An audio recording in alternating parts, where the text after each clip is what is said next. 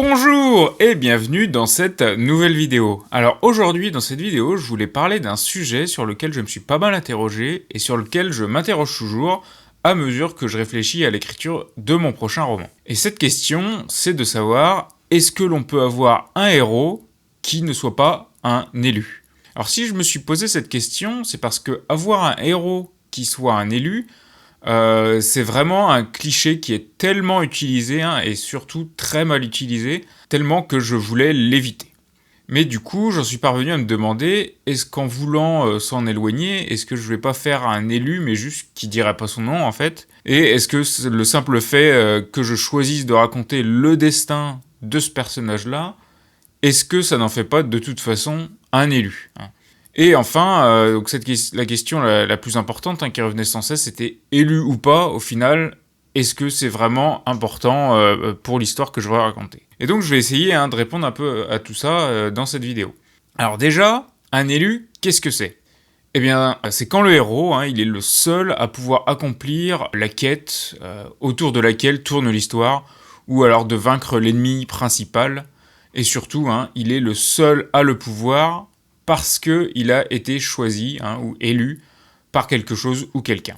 Alors dans une histoire, il y a beaucoup de façons d'avoir un élu, et c'est ce que j'ai essayé de résumer dans un diagramme qui devrait apparaître normalement à l'écran, même si c'est pas une illustration définitive, car beaucoup d'éléments peuvent se chevaucher. Ce diagramme, c'est moi qui l'ai fait, donc il vaut ce qu'il vaut. Alors, pour moi, il y a trois grosses façons d'avoir un élu. Alors déjà, il peut y avoir une prophétie au début de l'histoire, et donc on va suivre celui qui va accomplir ou tenter d'accomplir cette prophétie. On peut par exemple penser à pas mal des jeux Zelda, dans lesquels le jeu s'ouvre avec un narrateur qui nous raconte cette prophétie. Le deuxième cas, c'est le cas où quelqu'un ou quelque chose va choisir l'élu. Mais attention, ici aussi, il peut y avoir un lien avec une prophétie, mais dans ce cas-là, il y aura un intermédiaire. Et de fait, cet intermédiaire peut également se tromper. Là où dans le premier cas, on partait du principe que le héros est bien celui de la prophétie, puisqu'on a commencé par la prophétie. Et alors, dans ce cas-là, c'est qui peut choisir l'élu. Alors, il y a beaucoup de cas. Le premier cas, ça peut être une personne, tout simplement. Ça peut être un prophète ou un mystique qui va choisir l'élu. Alors par exemple, ça peut être l'oracle dans Matrix, ou Qui-Gon Jinn dans la préquelle de Star Wars. Ou encore, ça peut être comme dans le cas de All Might dans My Hero Academia qui choisit Midoriya. Et donc sur ce dernier point, on peut mentionner le fait que cette personne qui choisit le héros peut ou pas devenir le mentor du héros. Et par exemple, c'est le cas dans My Hero Academia, où All Might devient le mentor du héros. Mais pas vraiment dans Matrix, même si Matrix, côté élu, c'est assez complexe et intéressant, mais la vidéo n'est pas à propos de ce film. Et en ce qui concerne le fait de devenir mentor, je vais vous référer à une vidéo d'un nouveau youtubeur qui a sorti une vidéo sur l'archétype du mentor il n'y a pas longtemps. Et donc au final, comme j'ai pas grand chose à rajouter, il vaut mieux aller voir la vidéo. Alors, un autre cas qui peut choisir le héros, une autre chose, dans ce cas-là, ça peut être une arme. On peut penser à Excalibur dans les légendes arthuriennes, ou encore Ulysse et son arc dans l'Odyssée, ou une fois de plus dans les jeux Zelda, il y a la Master Sword qui est le symbole de l'élu. Et alors, un troisième cas, ça peut être le pouvoir lui-même qui choisit l'élu. Alors ici, on peut penser au pouvoir de la tueuse dans Buffy, ou le pouvoir des lanternes, quelle que soit la couleur de la lanterne d'ailleurs, dans Green Lantern. Et au final, le dernier cas, ça peut être par exemple tout simplement une épreuve qui va choisir le héros, celui qui réussit l'épreuve sera l'élu pour accomplir la quête. Et enfin, la troisième catégorie de sélection de l'élu, c'est ce que j'ai identifié et ce que j'appellerais comme le destin. Dans ce cas, le héros, il est élu, mais de manière moins concrète. Il est choisi par les événements, dirons-nous, qui agissent en faveur de son destin héroïque. Et ici, en fait, je veux couvrir donc les hypothèses qui suivent. Alors, la première hypothèse que ça couvre, c'est ce que je vais appeler l'appel de l'aventure. Alors ici, attention, j'utilise ce terme de manière un peu plus large que celle de Joseph Campbell. Donc je l'utilise pas comme pour signifier l'une des étapes du voyage du héros, mais par manque d'un meilleur terme, c'est ce concept, c'est ce mot que je vais utiliser et ce concept que je vais élargir. Donc ici, c'est l'aventure ou la quête qui vont se présenter au héros et qui vont le révéler lorsqu'il va saisir l'opportunité. Parce que s'il n'était pas le héros, il refuserait cet appel de l'aventure et il ne suivrait pas. Mais en fait ici, on comprend qu'il s'agit d'un faux hasard, parce que souvent, le héros, il n'attendait que ça au fond de lui. Et ici, les exemples ne manquent pas. Tous les récits de type aventure peuvent entrer dans cette catégorie. Mais pour des exemples concrets, je vais prendre par exemple Bilbo dans Le Hobbit, qui a priori, il aurait pu rester à fumer sa pipe jusqu'à sa mort dans la comté. Mais sous l'impulsion de Gandalf, il part à l'aventure. Il aurait très bien pu refuser et laisser se trouver un autre voleur. Mais non, il a saisi l'aventure parce qu'au final, c'était en lui. Ici, je mettrai aussi le cas de Luke Skywalker, puisque au tout début de la première trilogie Star Wars, c'est par hasard qu'il est mis sur la route des droïdes, puis après d'Obi-Wan, puisqu'au final, le message de Leia, qui était dans le robot, il lui était pas destiné. Mais quand la princesse en détresse apparaît du message, lui, se jette sur l'occasion pour accompagner Obi-Wan Kenobi dans sa mission pour aller la sauver. Mais ça, c'est parce que c'était en lui, mais il a fallu quand même un espèce d'élément déclencheur pour qu'il se lance. Le deuxième cas de ce que j'appellerais la destinée, c'est là où ce que j'appellerais la volonté de Dieu ou des dieux. Alors ici, je distingue bien ça de la prophétie, puisque même si la prophétie, l'origine, elle peut venir des dieux ou pas, mais ici, je parle bien de l'interférence des dieux en faveur ou non d'un héros afin de lui faire poursuivre sa destinée. Ici, contrairement à la prophétie, la destinée, elle est beaucoup plus vague sur où elle se dirige, mais les dieux ont choisi ce héros, ce personnage comme véhicule de l'histoire. Alors là, bien évidemment, c'est ici qu'on peut mettre une bonne palanquée de la mythologie grecque ou romaine. Mais ici, pour bien faire la distinction, en fait, je vais prendre deux exemples. Alors, le premier exemple que je vais prendre, c'est Oedipe. Et ici, il s'agit bien d'une prophétie. Donc là, c'est l'exemple que je voulais prendre pour montrer la différence. Là, c'est une prophétie. C'est l'oracle qui dit ce qui va arriver, et bien évidemment, cela arrive. Oedipe étant de facto l'élu de cette prophétie. Alors que, d'un autre côté, Ulysse dans l'Odyssée, il n'y a pas vraiment de prophétie sur ce qu'il va accomplir, hormis il y a une prophétie sur sa mort, mais pas sur ses aventures.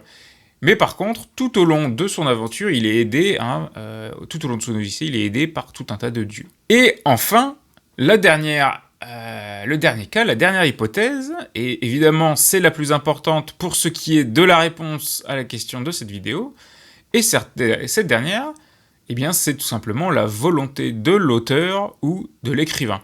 Car oui, au final, le fait que quelqu'un, par sa plume, décide de ce qui se passera, ça retire tout libre arbitre au héros. Et donc, en fait, il est élu par une sorte de créateur qu'est l'auteur. Et donc voilà, c'est tout sur ces catégorisations d'élus. Mais du coup, la question, elle est de savoir, est-ce qu'on peut avoir un héros qui ne serait pas un élu et qui est un héros qui rentrait dans aucune de ces cases que j'ai mentionnées. Eh bien, en fait, oui, il existe un cas, et c'est celui que je vais qualifier de non-élu.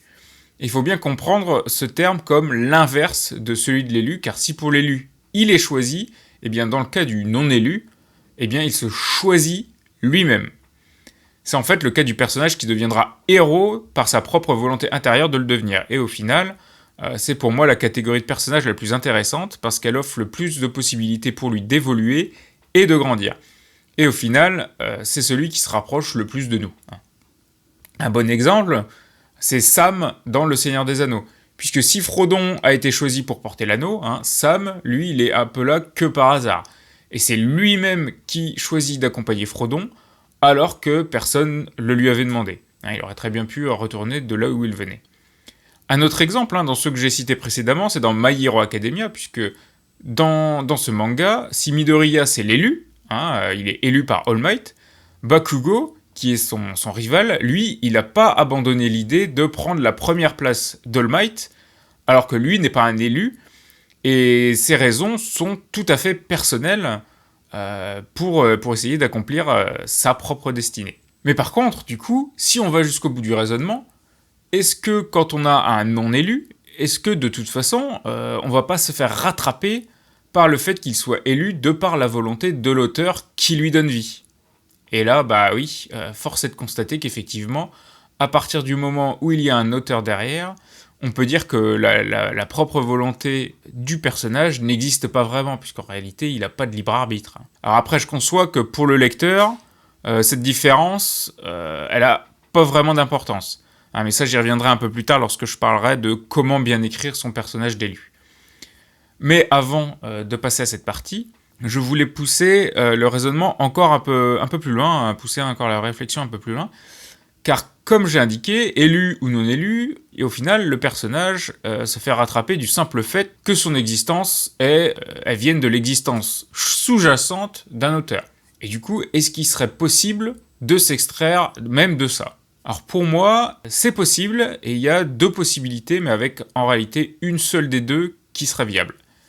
Alors la première possibilité, ça serait pour moi de tirer au sort, par exemple par un jet de dés, ce qui va arriver ensuite, pour se retirer soi, en tant qu'auteur, de la décision finale. Mais déjà, ça pose plusieurs problèmes, puisque de une, ça ferait pas forcément une bonne histoire, même si ça peut être un bon exercice d'écriture, mais surtout de deux, en réalité, ce qui se passe, c'est que pour tirer au sort, il faut déjà avoir une liste, et donc le choix, il est limité par la liste de choix qu'on a fait. Et donc, on ne s'extrait pas complètement du choix décidé par l'écrivain pour écrire cette histoire. Même si, en effet, on s'en détache quand même pas mal. Et le deuxième cas, qui lui, pour moi, serait viable, c'est celui de se baser sur des faits historiques. Car sauf si on est très croyant, ou si on est déterministe et qu'on pense que tout ce qui arrive, c'est soit l'œuvre de Dieu, soit que les événements sont liés et déterminés par la chaîne des événements antérieurs. Sinon, pour la plupart d'entre nous, l'histoire révèle très souvent d'une partie de la volonté de chaque individu et d'autre part du hasard. Ou en tout cas, c'est comme ça qu'on l'aperçoit. Mais le fait est que de notre point de vue, il n'y a pas d'auteur à l'histoire. Donc en donnant un cadre historique à une histoire, ça permet de se détacher d'avoir à prendre toutes les décisions en tant qu'auteur. Et c'est là que je voulais parler du travail de George R.R. Martin et surtout de Maurice Druon, puisqu'il faut bien rendre à César ce qui appartient à César. Et en effet, ce que font ces deux auteurs, Martin dans Le Trône de Fer et Druon dans Les Rois Maudits, c'est de reprendre un cadre historique pour y développer leur fiction. Maurice Druon, il fait ça de manière directe. Il prend la vraie histoire en utilisant des personnages qui ont vraiment existé. Mais Martin, lui, il va un peu plus loin et il va utiliser l'histoire réelle, inspirée du coup, donc soit par Les Rois Maudits, mais aussi il va s'inspirer de l'histoire directement, que ce soit par la guerre de 100 ans ou la guerre des Deux Roses. Et il va garder cette trame historique pour la transposer dans son propre univers fictif, dans lequel il va jouer avec ça. Et c'est ce qui donne, au final, à son histoire, ce côté haletant, dans lequel on ne sait jamais ce qui va se passer, où l'imprévu peut surgir à tout moment, et bien oui, à l'instar de l'histoire, avec un grand H. Après, il faut quand même mentionner au passage que George R.R. Martin, dans Le Trône de Fer, il inclut également pas mal d'éléments qui peuvent potentiellement faire de certains personnages des élus. Alors là, je vais pas spoiler, mais ceux qui auront lu les livres sauront à peu près de quoi je parle, même si pour l'instant, tant qu'on n'a pas la fin des livres, on peut pas savoir s'il fait ça pour jouer avec nous, car après tout, de nombreux personnages historiques se présentaient comme des élus, ou bien s'il était tout à fait sérieux et que dans son histoire, en fait, il y avait des élus. Et alors ça, on le saura qu'à la fin. Mais du coup, comme je l'ai dit avant, en faisant ainsi, ces deux auteurs, ils permettent à leur récit d'avoir l'impression qu'il n'y a pas d'auteur derrière, et que c'est presque la vraie histoire qui se déroule sous nos yeux, et c'est ce qui fait tout l'intérêt pour nous lecteurs. Et du coup, c'est là que ça me permet une parfaite transition vers le dernier point, qui est à savoir, au final, élu, non élu, c'est pas super important, puisqu'au final, est-ce que l'essentiel, c'est pas que ça soit bien écrit? Et du coup, je vais rapidement évoquer comment faire de son personnage d'élu un personnage bien écrit. Alors déjà, ce qu'il faut savoir, c'est que si le fait que le héros soit un élu, c'est pas vraiment un cliché en soi, la façon dont il va être l'élu, ça peut être un cliché. Et c'est sur cette partie que je vais insister. Puisque, en effet, trop souvent, ce qui fait du héros l'élu, que ce soit une prophétie, son pouvoir, sa destinée, c'est utilisé comme une facilité d'écriture, et l'auteur, au final, il finit plus par se focaliser sur ce qui fait du héros l'élu, plutôt que sur le héros lui-même. Et c'est dans ces cas-là où on finit par arriver dans des cas où le pouvoir du héros est un peu utilisé comme un couteau suisse, qui permet au héros de tout faire, un héros qui peut jamais échouer, ou encore l'apparition de Deus Ex Machina, en veux-tu, en voilà, pour que la prophétie se réalise bien. Et donc justement, mon conseil, c'est d'éviter de trop s'accrocher à ces éléments qui font d'un élu ce qui est élu, donc tous les éléments qui ont choisi l'élu. Et pour ça, je pense que le plus simple, c'est de ne jamais les mentionner, ou alors de les mentionner très peu, même si ils existent dans l'histoire. L'auteur peut le savoir, mais il ne doit pas forcément le dire. Il faut que le lien entre l'intrigue et ce qui a choisi l'élu soit le plus ténu possible, et que ce lien, quand il apparaît, il se fasse que via le héros. En gros, on pourrait résumer ça tout simplement au show don't tell. Moins vous ferez référence à ce statut d'élu dans votre histoire, et plus l'histoire se concentrera sur le héros, et l'histoire du coup devrait gagner en cohérence et surtout en intérêt. Et en réalité, c'est ce que permet d'office l'utilisation d'un non-élu ou d'un récit plus historique, puisqu'en fait, en gros, en utilisant l'un de ces cas, on cache les grosses ficelles du récit pour que le lecteur ne soit pas constamment rappelé qu'en fait, il lit juste une histoire, et tout ça c'est faux. Et donc voilà, je vais m'arrêter là, ce qui est déjà pas mal. Et dans une prochaine vidéo, je pense que j'essaierai d'analyser un exemple concret de héros bien écrit comparé à un qui est mal écrit, pour bien illustrer ce que je viens de dire. Et sur ce, à la prochaine!